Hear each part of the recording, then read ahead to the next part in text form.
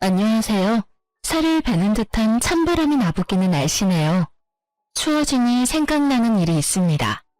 이제는 따뜻하고 포근한 날만 간직하고 싶어 차갑디 차갑던 살얼음 같은 기억을 이 기회를 통해 털어내보려 해요. 저는 40대 초반의 주부입니다. 제 남편과 저는 부모님의 주선으로 마련된 맞선 자리에서 처음 만나게 되었어요. 당시 나이가 26이었던 터라 무슨 맞선이냐며 부모님께 어린 딸을 그렇게 남에게 보내고 싶냐고 눈물까지 쏟으며 거부했었죠. 하지만 처음이자 마지막이라며 좋은 사람이라는데 놓칠 수 없다고 애원하듯 몇 날 며칠을 저에게 부탁하는 통에 나갔던 거예요. 그런데 민망하게도 그때 처음 본 남편과 눈이 맞아버렸고 짧은 연애를 마치고 결혼까지 하게 됐어요. 제 남편은 성인이 되자마자 사업을 시작했고 많은 사업을 하면서 시행착오를 겪었어요. 그로 인해 얻은 노하우로 결혼 직전에 시작한 사업이 대박을 쳤어요. 꼭 결혼 전에 일을 벌려야겠냐는 만류에도 흔들리지 않더니 그 고집으로 성공의 쾌거를 맞이하게 된 거죠. 그 덕에 신혼 때부터 알뜰살뜰 살아본 적이 없어요. 사고 싶은 건 사고 먹고 싶은 건 먹으면서 남부럽지 않은 넉넉한 살림을 꾸리며 지냈거든요. 거기다 남편은 자신의 이상이 현모양처라며 저더러 바깥일할 생각 말고 안사람으로서 내 좀만 잘해주면 좋겠다고 하기에 결혼한 후로는 일까지 그만두고 아내의 역할에만 전념하며 가족을 챙겼어요. 평범함의 표준인 친정과 달리 시댁은 경제적으로 여유가 있어 금전적으로 시댁을 신경 쓸 일도 전혀 없었어요. 오죽하면 필요한 게 없으니 생일 선물도 짐이라며 하지 말라고 하실 정도였다니까요. 되려 시부모님이나 남편이나 자기들 말고 친정의 용돈이라도 더 챙겨드리고 좋은 게 있으면 항상 친정 먼저 챙기라고 하셨어요. 어머님, 제가 얼마 전에 백화점 갔다가 너무 예뻐서 어머님께 딱 어울릴 것 같아 하나 사봤어요. 지나칠래도 눈에 밟혀서 그냥 올 수가 있어야죠. 아유, 뭘 이런 걸 사와. 그 돈이면 네가 필요한 거나 하나 더 사지. 참, 나 줄 게 아니라 사돈댁한테 잘 어울리겠네. 사돈댁한테 선물해줘. 하지만 이건 어머님 생각하면서 산 건데 어떻게 저희 엄마한테 드려요. 이번만 받아주세요. 네? 내가 우리 며느리 성의 봐서 이번만 받는 거야. 알겠어? 다음부터는 굳이 챙길 필요 없어. 정 챙겨주고 싶으면 아들이랑 시간 내서 밥이나 함께 하고 말자. 그래도 오고 가는 정은 함께 식사하는 자리에서 시작하니 말이야. 그럴게요. 이야기 나온 김에 그럼 약속 잡을까요? 남편이 일 때문에 바쁘니까 미리 시간을 잡아야 맞추기 수월하다고 하더라고요. 제가 근사한 곳으로 예약할게요. 분위기 있게 오붓하게 식사해요. 그래, 좋다. 사돈댁이랑도 날 잡아서 외식도 좀 하고. 우리랑만 자리 마련해서 함께 시간 보내면 얼마나 서운하시겠어. 귀한 딸 빼앗겼다는 원망 나는 듣기 싫다. 이런 시댁을 만난다는 건 정말 행운 아닌가요? 며느리와 사돈댁에 이렇게 신경을 써주는 집안이 몇이나 되겠나 싶었어요. 그러니 당연히 저도 친정 부모님도 시집을 잘 왔구나 하는 생각이 많이 들었죠. 이 덕에 저는 가족 중 그 누구의 눈치도 볼 필요 없이 원하는 만큼 얼마든지 친정을 챙겨왔어요. 경제적으로는 용돈을 자주 넉넉히 드렸고 쇼핑을 가서도 꼭 친정 부모님 것을 구매해 선물했어요. 외동인 제 아이의 교육도 부족하지 않도록 연령에 맞게 좋다는 것은 다 시켜봤을 정도로 투자했고요. 저도 원하는 게 생기면 금액에 연연하지 않고 샀어요. 저를 시기하는 남이 봤을 땐 남편이 벌어다 준 돈을 생각 없이 흥청망청 쓴다고 손가락질하겠지만 제 생활로 인해 쪼들린다거나 저축을 못한다거나 하는 일은 없었어요. 그저 우리 가정의 형편에 맞게 쓴 것일 뿐이었죠. 세상에 돈이 전부는 아니지만 살면서 풍요로움을 누리게 해주는 것 중 하나는 돈이잖아요. 없이 사는 것보다 있이 사는 게 더 행복하다는 걸 저는 남편과의 결혼을 통해 처음으로 느끼며 이 생활에 만족하고 행복감을 느끼며 지냈어요. 하지만 인생이라는 게 모든 면에서 완벽할 수는 없더라고요. 저희 부부에게는 신혼 기간 이후 마음에 쓰이는 부분이 있었어요. 바로 가족 계획이었죠. 시부모님께서 외동은 잘하는 발달 시기에도 다 큰 성인이 된 후에도 많이 외롭다며 꼭 자녀는 2명 이상 낳아야 한다는 주의였어요. 남편과 저도 같은 생각이라 자녀 계획을 2명을 낳기로 이야기했고요. 그러나 첫째를 낳은 이후 아무리 노력해도 새 생명은 저희 부부에게 닿지 않았어요. 첫째가 2살이 되었을 무렵부터 남편과 둘째를 임신하기 위해 건강관리도 하고 식습관까지 신경 쓰며 온 정성을 쏟았지만 쉽지 않았죠. 첫째 출산 후 5년쯤 지나고부터는 슬슬 노산이 걱정되어 조급해졌었어요. 그래서 남편과 저는 혹시 무슨 문제라도 생긴 건 아닐까 하는 마음에 출산한 경험이 있음에도 불임 검사까지 했어요. 다행인 것은 우리 부부에게 문제가 있는 게 아니라는 것이었어요. 되려 둘 다 너무 건강하다는 결과를 받았거든요. 하지만 희망과도 같은 그 결과로 인해 시간이 흐를수록 더욱 찹찹해져만 갔어요. 그렇게 한 해 두 해 시간이 흐르다 보니 첫째 아이가 8살이 다 되었고 그때까지도 임신 소식은 없었어요. 결국 결혼한 지 10년 가까이 되어가니 둘째 임신이 되지 않는 것이 전부 제 탓으로 돌아오기 시작했습니다. 자녀가 최소 2은 있어야 한다던 시모는 제가 노산의 나이에 접어들자 아이가 생기는 것도 좋지만 언제나 건강이 우선이라고 말씀했어요. 그리고 첫째 아이가 5살이 되었을 때는 조금은 손주에 대한 마음을 내려놓았던 건지 첫째만 있어도 괜찮다고 말씀하셨죠. 물론 남편은 여전히 자녀 계획에 관한 생각이 확고했고 포기하지 않았어요. 그런데 첫째가 7살이 되었을 때부터였어요. 다 내려놓은 줄 알았던 시모까지 남편과 합세해서 한약이라도 더 강하게 지어 먹기라도 하라며 타박했죠. 예, 내가 정말 이런 말까진 안 하려고 했는데 해도 너무한 것 아니니? 어떻게 된 게 사지 멀쩡하다면서 이렇게까지 임신이 안 될 수 있어? 너 한약 지어 먹으랬더니 임신하기 싫어서 임신 안 되는 약 지어 먹고 있는 것 아니야? 그러지 않고서는 이럴 수 없지. 긴 세월 기도한 성의를 봐서라도 삼신할미가 점지를 해줬을 거라고. 어머님, 그게 무슨 말씀이세요? 제가 얼마나 간절하게 바라고 있는 줄 아시잖아요. 그래서 매번 친정엄마와 함께 한의원 가서 약 지어와 꼬박꼬박 챙겨 먹고 있고요. 사돈이 지어준 게 얼마나 효과가 있겠니? 그 싸구려 동네에 허름한 한의원이나 가서 지을 게 뻔한데. 돈 신경 안 쓰고 좋은 한의원 가서 좋은 약을 써야 효과가 있지. 평범하기 짝이 없는 남들도 다 먹는 약 지어준 게 뭐 대단한 거라고 그걸 먹으면서 버티고 있어? 내 아들 속만 태우면서 말이야. 어머님, 재은이 아빠가 둘째 갖기 위해 마음고생하고 있다지만 그렇다고 제 친정 무시하는 말까지 서슴없이 하시면서 깎아내리는 건 아니죠. 친정엄마가 여기저기 묻고 물어서 실력 있는 한의원 찾아서 진료받고 지어온 약이에요. 고만고만한 동네 사람들한테 물어봤자 고만고만한 곳 알려주지 않겠니? 이번엔 잔말 말고 내가 연결해준 한의원 가서 약 싹 바꾸렴. 내 아들만 불쌍하지. 노력한다시고 싸구려 한약이나 먹으면서 몇 년을 임신이 안 된다며 답답해한 꼴이라니.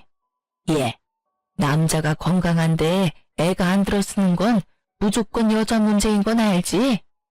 늘 제게 괜찮다고 말해주던 시모였기에 저는 시모가 쏟아낸 말들에 큰 충격을 받았어요. 오래 알고 지낸 만큼 서운함을 넘어 배신감과 같은 감정이 몰아칠 정도였죠. 저는 그런 시모에게 아무리 친정이 경제적으로 조금 기운다고 해도 그렇게 대놓고 무시하는 말을 하는 게 맞는 거냐고 따졌어요. 시모는 그런 저를 쏘아보고는 아이고, 머리 검은 짐승 거두는 게 아니라더니 여태 잘 대해주고 잘 챙겨주는 건 눈꽃만큼도 생각 못하고 듣기 싫은 소리 조금 했다고 어디 시어미한테 따박따박 말대꾸까지 하니? 안타까운 마음이라도 지켜야 할 선이라는 게 있는 것 아닌가요? 제가 임신을 하고 싶으면 하고 하기 싫으면 안 할 수 있는 것도 아니잖아요. 저는 이날 처음으로 돈이 사람을 만든다는 말을 뼈저리게 느꼈습니다. 돈이 주는 여유가 안정감만이 아닌 오만함도 뒤따라오는 거라는 것을 알게 되었죠. 그리고 시모가 그렇게 친정을 챙겨주라고 했던 것도 시댁의 경제력을 과시하기 위함이었다는 것까지도요. 시모는 그날 오갔던 대화를 남편에게 이야기했는지 퇴근하고 돌아온 남편도 저를 바라보는 눈빛에 성이 잔뜩 나 있었어요.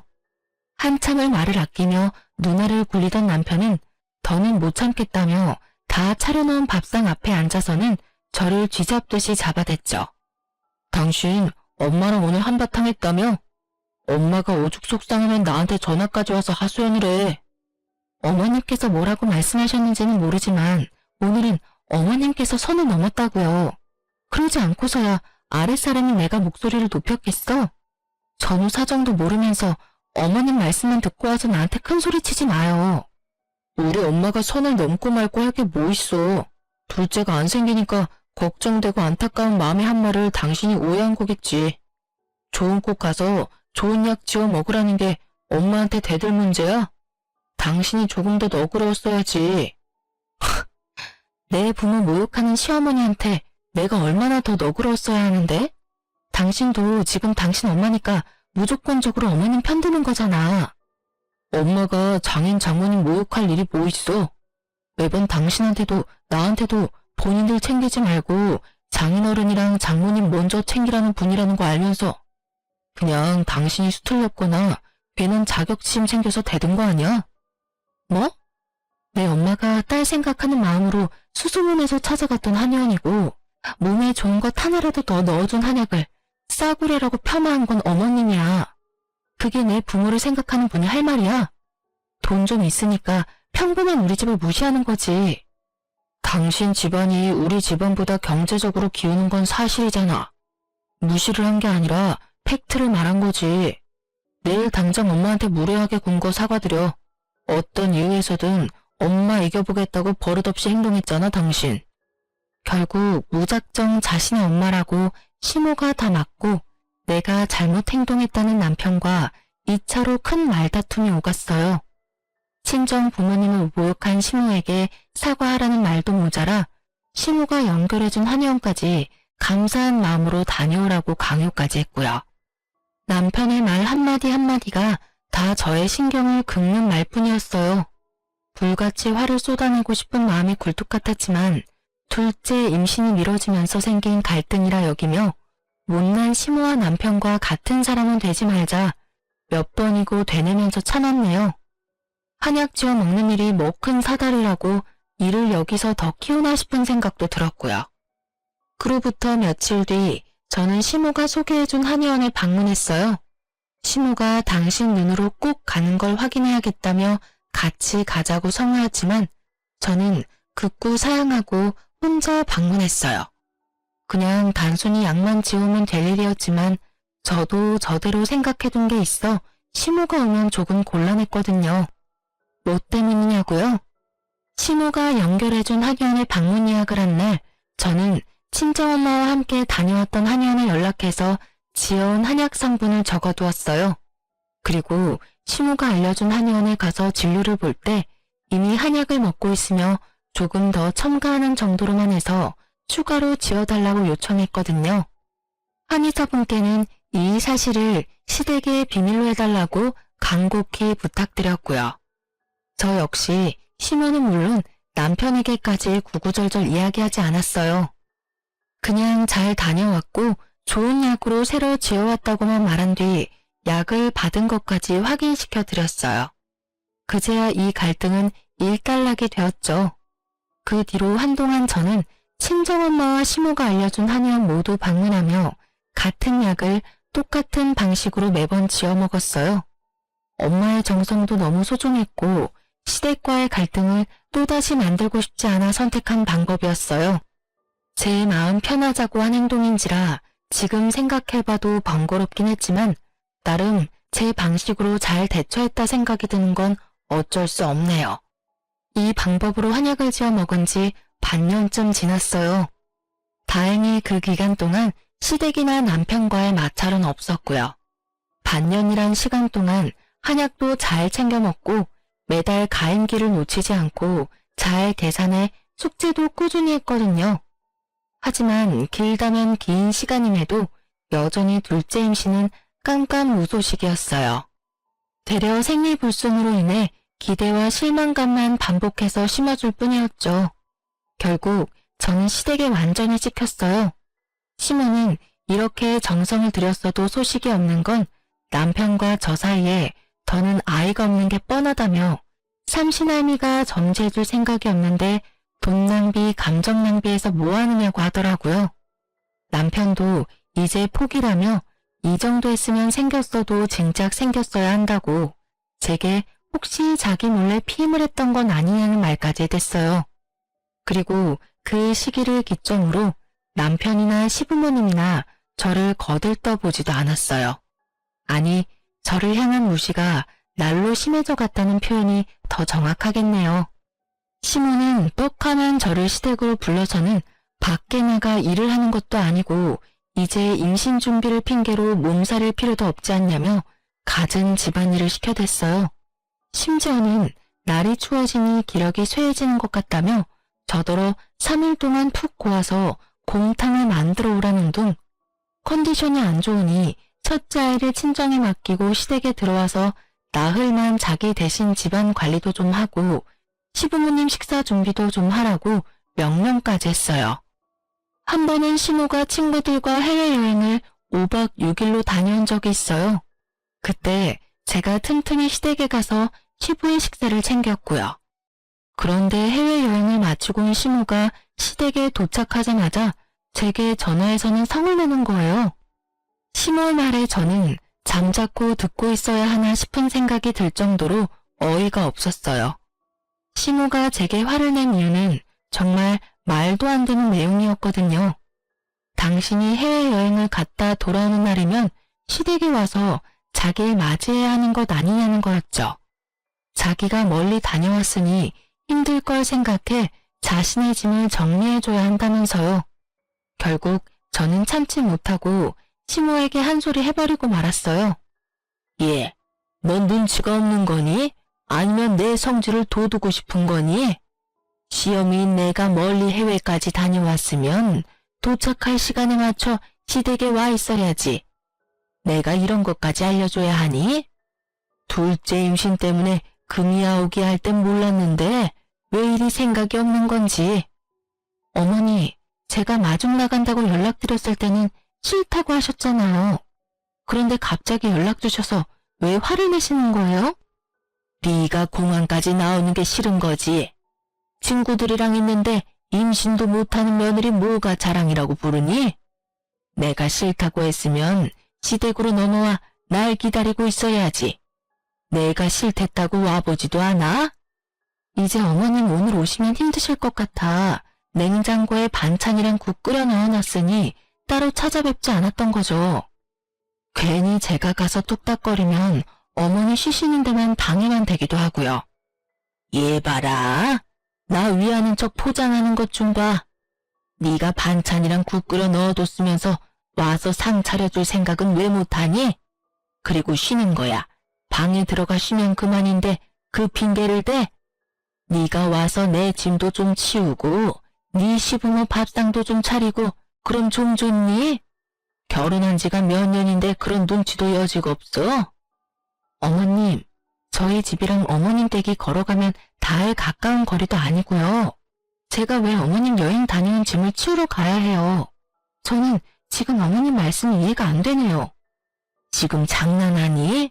멀리서 온 시어미 위해서 와서 좀 거들라는 게 뭐가 이해가 안 돼?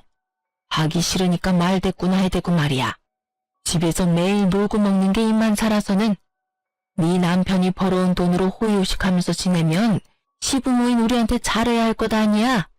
어머님, 잘해드리는 것과 종처럼 부리는 건 다른 것 아닌가요? 여행 기간 동안 버스로 1시간씩 오가며 하루에 2번씩 가서 아버님 식사 챙겨드리고도 제가 그런 말을 들어야 하는 이유가 없는 거죠. 저요, 어머님 며느리지 가정도 아니에요. 기다리시던 둘째 손주 품에 안겨드리지 못한 건 너무 죄송스러운 마음이지만 그걸 이유로 함부로 대하지 말아주세요. 저를 대하는 태도가 확연히 변한 시모에게 그간 쌓인 감정을 쏟아냈어요. 물론 또 시모는 남편에게 연락해 고자질했고 남편은 전처럼 또 시모에게 사과하라며 제 말은 들어보려고 하지도 않았어요. 하지만 이번만큼은 굽히지 않았어요. 되레 남편에게 둘째를 포기한 뒤로 시댁 식구 모두 나를 막대하는 걸 언제까지 참아줘야 하냐며 큰 소리를 내버렸어요. 남편은 저더러 여자가 임신도 못하면 쥐 죽은 듯이 살아야지 뭐 잘났다고 목소리를 높이냐더군요. 그 순간 이런 생각이 들더라고요. 남편 같지도 않은 인간한테 뭐 바라는 게 있다고 이렇게 감정 소비를 하고 있는 걸까? 저는 그날 이후 남편과 시모와는 말을 섞지 않았어요.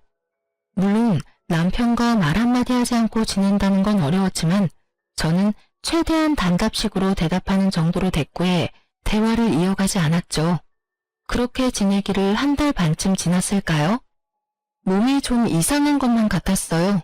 아랫배 통증에 하열 증상까지 보여 부인과에 가서 검사 받아보게 되었어요. 검사 결과가 나온 날 저는 청천벽력 같은 소식을 듣게 되었습니다. 제가 자궁 내막암에 걸렸다고요. 젊은 사람들은 나이 든 노인들과 비교했을 때 건강면에서 차이가 나 암이 훨씬 빨리 퍼진다는 말을 들었던 적이 있는데 임신을 위해 건강 증진 한약을 먹고 있었던 게 문제였던 걸까요? 암이라는 사실을 알게 되었을 땐 이미 다른 부위까지 전이된 후였어요. 한시가 급한 상황까지 와버린 후라 어떤 방식으로 치료할지에 대한 선택권조차 없었어요. 결국 저는 짧은 시간 안에 자궁 절제술까지 하게 되었어요. 다른 암에 비한다면 어쩌면 수술 후 경과도 좋았고 또 생명에 지장도 없었으니 천운이었다 여겼지만 그럼에도 참 힘든 시간을 견뎌야 했죠. 그렇게 고생 끝에 건강이 좋아졌지만 이럴 거면 차라리 포기하는 게 나았을지도 모르겠다는 생각이 들 정도로 마음이 힘들어졌어요. 수술 후 저는 시댁에서 완전 찬밥 신세가 따로 없었죠. 시댁 식구들은 제게 자궁까지 뗐는데 여자가 맞는 거냐며 남자도 여자도 아닌 몸이 되었다는 모욕에 모멸감을 느껴야 했어요. 심지어 남편까지도 저를 챙겨주기는커녕 시댁 식구들과 한편을 이루어 저의 모든 것을 깎아내리는 부정적인 말들만 쏟아냈어요. 그리고 늘 다 늦은 새벽이 되어서야 집에 들어와서는 정말 잠만 자고 나갔고요. 잘 때마저도 저와 살다는 것도 싫다며 저를 아이 방으로 내쫓고 혼자 안방을 차지하고 잤어요. 시모는 이 상황이 신나기라도 하는지 매일을 제게 찾아와 듣기 거북한 말들만 해댔습니다. 집안에 여자가 잘못 들어오면 3대가 망한다더니 내 아들이 젊은 나이에 여자 같지도 않은 널 평생 데리고 살아야 하는 게 말이 되니? 어머님, 제발 그만 좀 하세요. 남편이 아팠어도 그렇게 말씀하셨을 것 같으세요? 도대체 제가 뭘 그리 잘못했다고 아픈 제게 찾아와서 이러는 건데요. 아픈 게 잘못인가요? 네? 그럼 아픈 게 자랑이니? 건강히 애 낳으라고 비싼 한약까지 따박따박 지어 먹여놨더니 가즈라는 애는 안 갖고 암덩어리를 키운 너를 뭐 예쁘다고 격려한다니? 넌 지금 내 아들한테 소박 맞아도 이상하지가 않다는 건 몰라? 옛날 같았으면 쫓겨나도 꼴백 번은 쫓겨났어. 그럼 제가 나가기라도 할까요? 예? 그렇게 못마땅하시면 제가 재은이 데리고 나갈게요. 그럼 되는 거죠? 어머님께서 원하시는 게 그거라면 제가 이 집에서 나간다고요. 어머 얘 봐라. 시어미 앞에서 못하는 말이 없네. 내 아들이 벌어다 준 돈으로 암도 뗐으면 내 아들을 어떻게 내줘할지를 박 터지게 고민해야지. 듣기 싫은 말 좀 했다고 이렇게 시어머니 머리 위에서 놀려고 해? 그렇게 기다리던 애 임신도 못하고 거기다 평생 임신이라고 못하게 다 떼놓고 뭐 잘났다고 듣기 싫은 말 좀 했다고 큰 소리야? 매번 의미 없이 이런 대화 같지도 않은 대화를 하며 힘을 빼야 했어요.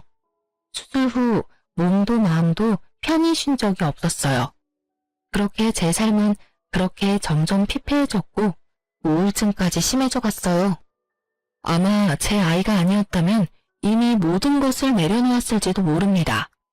암 치료를 한 지 1년이 조금 더 넘었을 때까지도 남편과 시모가 닥달하는 일은 멈추지 않았으니 말이에요.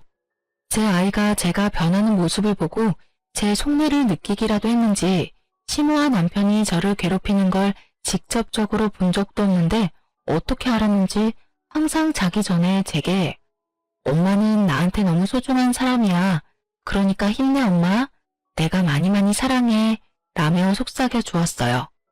아이가 해주는 이 따뜻한 한마디가 제 버팀목이었고 이 아이 덕분에 그 모진 시간을 보내면서도 숨 쉬며 살 수 있었어요. 그런데 시댁과 남편의 멸시를 끝낼 모든 것에 종지부를 찍을 사건이 터지고 말았습니다. 그날따라 남편이 집에 일찍 들어와서는 안 하던 집안일을 돕고 저를 살피는 말들을 해주더군요. 순진하다 못해 멍청했던 저는 바보같이 남편의 그런 행동에 감동했고 마음이 녹았어요. 남편이 이제 우리 가족을 위해 다시 마음을 다잡았나 보다고 생각하면서 말이죠. 하지만 며칠 뒤 남편이 행동을 잠시 고쳐먹었던 그 이유를 알게 되었어요. 딸이 친정에서 자고 오겠다며 유난히도 고집을 부렸던 날이었어요.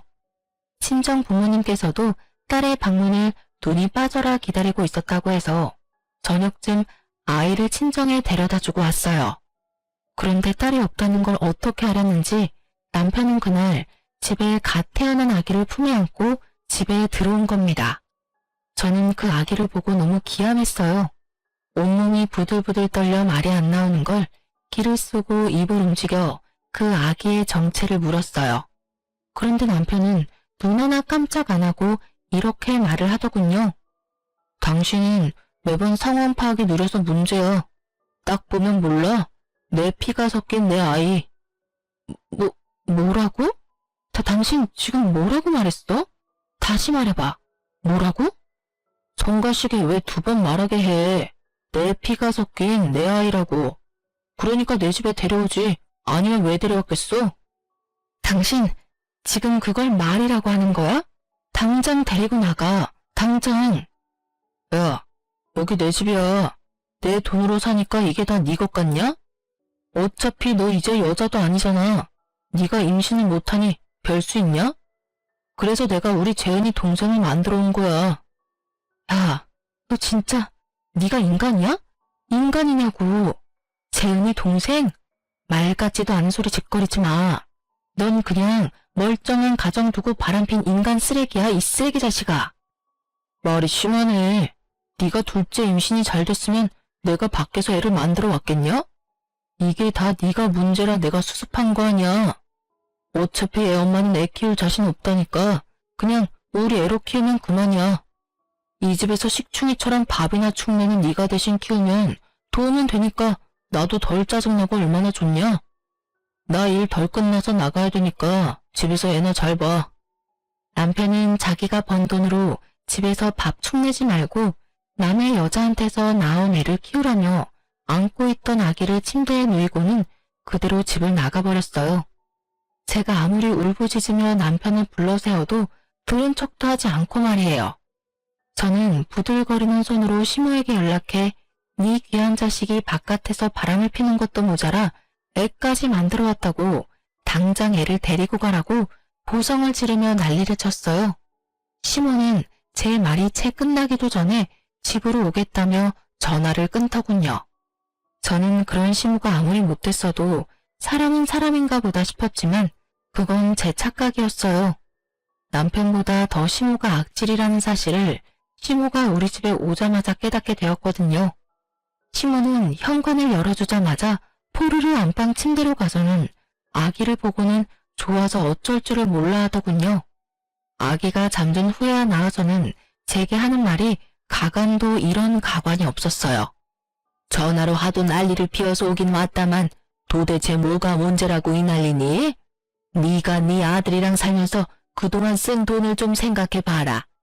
결혼하고 지금껏 네 친정이 쏟아부은 돈이며 네가 쓴 돈까지 전부 갚으며 산다고 생각하면 되는 것 아니니? 그게 말이 된다고 생각하세요? 바람핀 것도 모자라 남의 여자가 낳은 아이를 제가 도대체 왜 키워야 하는데요? 어머님도 재은 아빠도 진짜 사람도 아니네요. 양심이라는 게 없어요? 지금 그걸 말이라고 짓거리시냐고요. 예, 목소리 낮춰. 우리 둘째 깨면 어쩌려고 이래?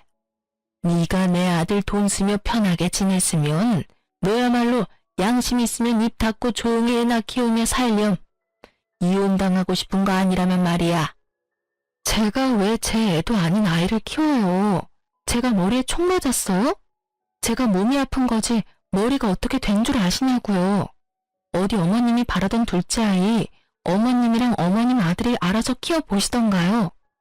저는 더는 이 집안에 발들이고 있고 싶지 않아 말이 끝나기 무섭게 저와 제 딸아이 짐을 챙기기 시작했어요.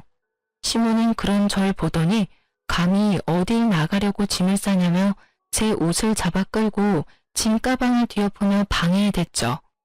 그렇게 몸씨름을 한 지 30분쯤 지났을까요? 아기가 잠에서 깼는지 울음을 터뜨렸고 시모는 불이 나게 아이에게가 어르고 달래며 제게 욕설을 해대며 짐 가방을 발로 차댔어요. 저는 더는 안 되겠다 싶어 짐이고 뭐고 그냥 집을 나서려는데 현관이 열렸어요. 그런데 이 개념 상실한 인간이 일이 있다고 나가놓고 애 엄마라는 여자를 끼고 집을 들어온 겁니다. 저는 그 정신 나간 것들을 보자마자 눈이 뒤집혀 노발대발을 하며 남편의 머리채를 잡았어요. 옆에 서 있던 상간녀가 놀란 토끼 눈을 하고는 저를 뜯어말리기 바빴죠. 뒤에서 시무가 한 팔로 제 허리를 잡고 당기는 바람에 남편과 떨어졌고 그 순간 시무가 상간녀에게 건넨 말에 몸에 힘이 쭉 빠졌어요. 시무는 그 상황에서 상간녀에게 사과를 하는 거예요. 전혀 정신이 나간 여자라며 많이 놀랐으면 미안하다고 말이에요. 네, 시무와 상간녀는 첫 만남이 아니었던 거죠. 이미 서로 잘 알고 지낸 듯 이 상황에서도 대화가 물 흐르듯 자연스러웠어요. 따져 물을 필요도 없이 그들의 관계를 알았어요. 그 아이의 친모라는 여자는 저와 맞선을 보기 전에 남편과 맞선을 봤던 여자였고 어렸을 적부터 남편과는 동네에서 함께 자란 여자더라고요.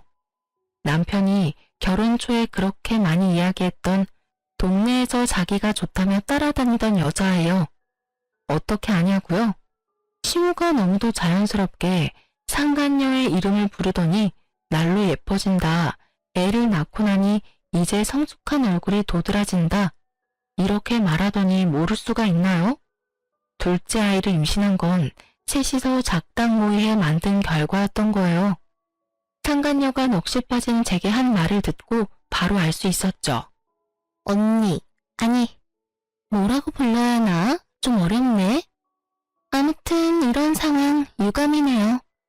사실 5년 전부터 오빠랑 진지하게 만나기 시작했는데 이렇게 애까지 생겨버렸어요. 난 지우려고 했는데 오빠 어머니가 간곡하게 부탁하셔서 어쩔 수 없었어요. 언니는 애도 못 낳게 되셨다면서요? 그냥 언니 애라고 생각하고 잘 키워주세요. 엄마라고 애 찾을 일은 없을 거니깐요. 넌 뭘 그런 걸 다 설명하고 있어. 그냥 조용히 우리 애나 잘 키워줄 가정부라 생각하면 그뿐인걸. 그래, 저 정신 나간 것이 지금은 저래도 이미 돈 쓰는 맛을 알아서 좀 지나면 입 다물고 애나 돌보면서 살 것 뻔한데 구구절절 입 아프게 설명할 필요 없다. 그거 말곤 쓰임도 없는데 양심 있으면 좀 난리치다 말아야지. 상간녀 앞에서 결혼식까지 치른 며느리를 하대하는 걸 듣고 정말 머리에 핀이 하나 빠진 느낌이 탁 들더니 그 뒤로 정말 미치기라도 한 듯 시무와 상간녀 앞에서 남편의 얼굴을 마구 내리쳤어요. 저를 붙잡고 뭐 하는 거냐며 다시 뜯어말리기 시작한 시무의 머리채까지 잡았어요. 육탄전도 이런 육탄전이 없었죠. 시무와의 육탄전은 남편과 상간녀가 뜯어말려 간신히 떨어졌고 저는 산발머리를 한 채로 안방으로 가 남편의 짐을 대충 가방에 우겨놓고는 복도에 집어던져버렸어요.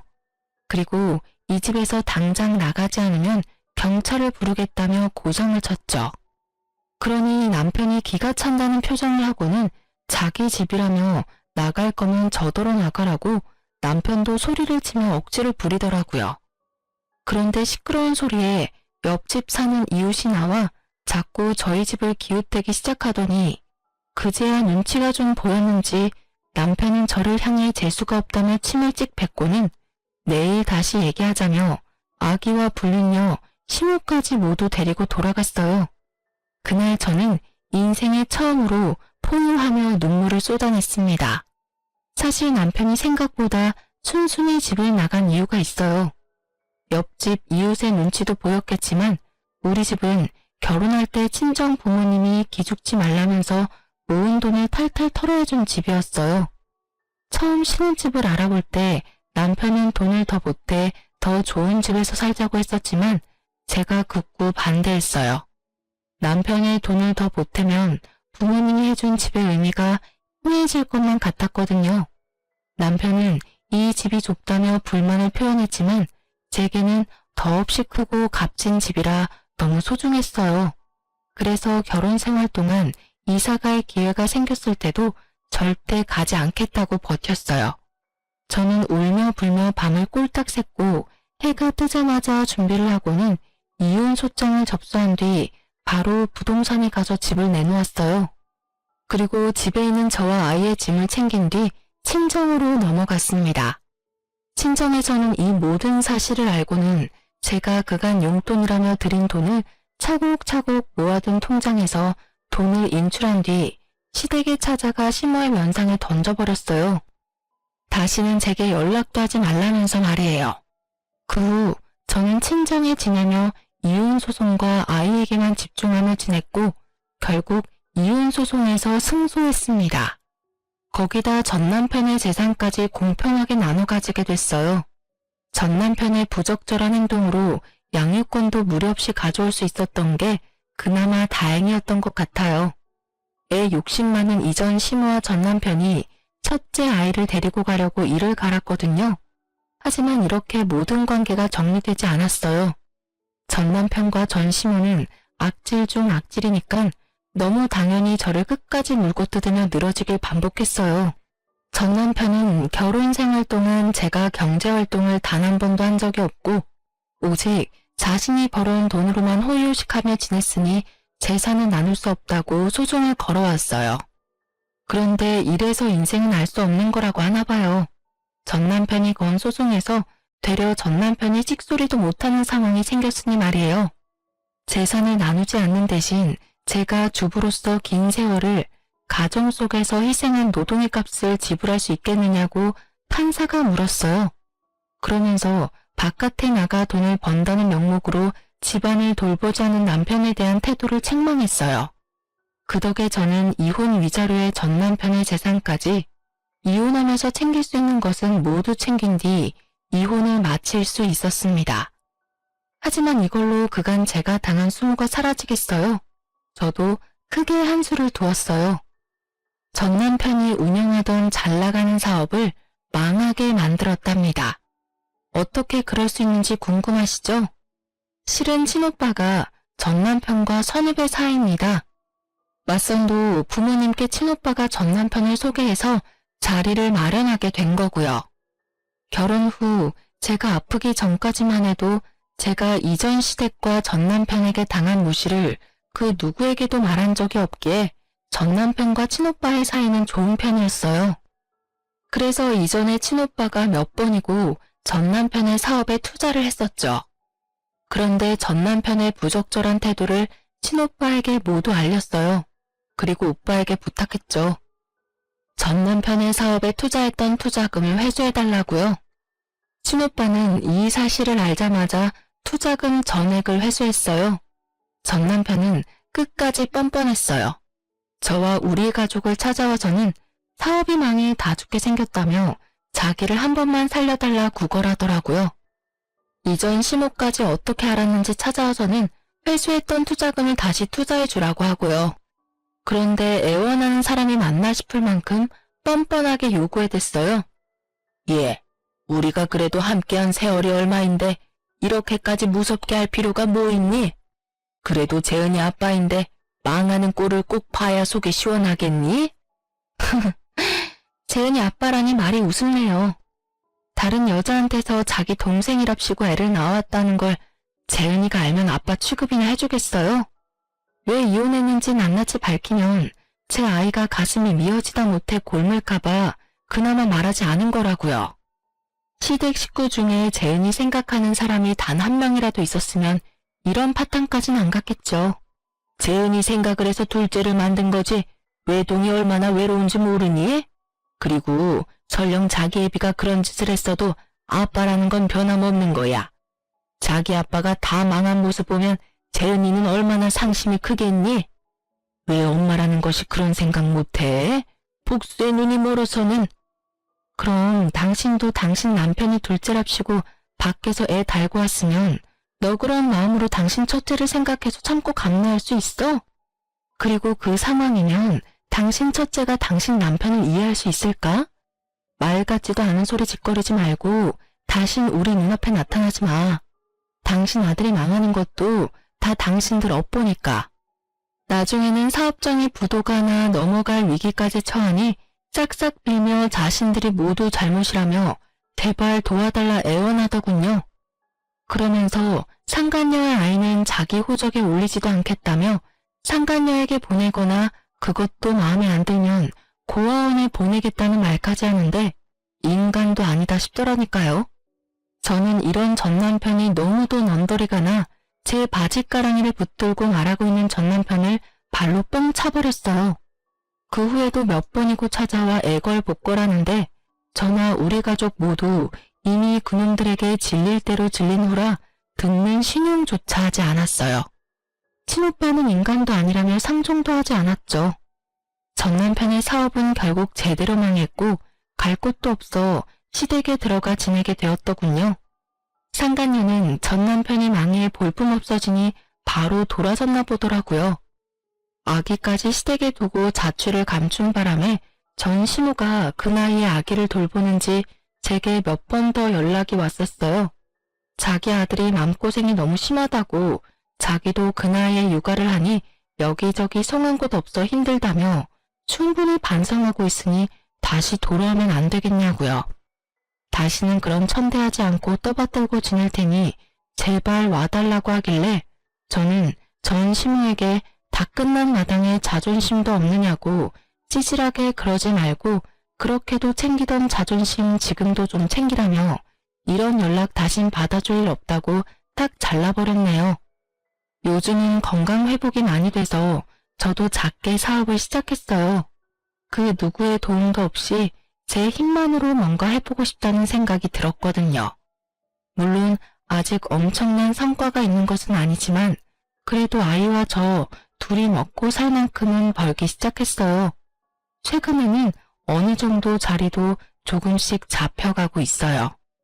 친정 부모님과 함께 지내며 여전히 도움도 받고 있지만 이제 저도 제 능력껏 도움도 드리면서 그렇게 제가 사랑하고 저를 사랑해주는 사람들만을 오롯이 챙기며 지내는 중이랍니다.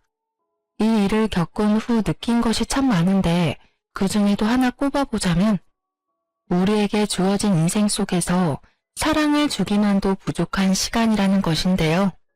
그래서 사랑만 하며 지내기도 부족한 제 인생 시간을 미움, 원망이라는 감정으로 채우기에는 너무 아깝다는 걸 느꼈어요.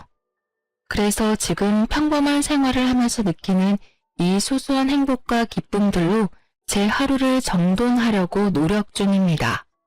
여전히 제게 시리도록 차가운 기억을 남긴 그 시간들 속에는 증오라는 감정이 서려 있을지 모르지만 그때에 머물러 있기보단 앞으로 체험을 살아가는 저 자신이 될 수 있도록 언제나 기도하고 응원하며 지내고 있어요. 그러니 제 사연을 들어주시는 많은 분께서도 속 시원히 막말도 대차게 한번 해주시면서 그저 재미난 이야기라고 기억해 주시면 감사하겠습니다. 소소한 행복이 가득한 날 되시길 바라며 마칩니다. 감사합니다.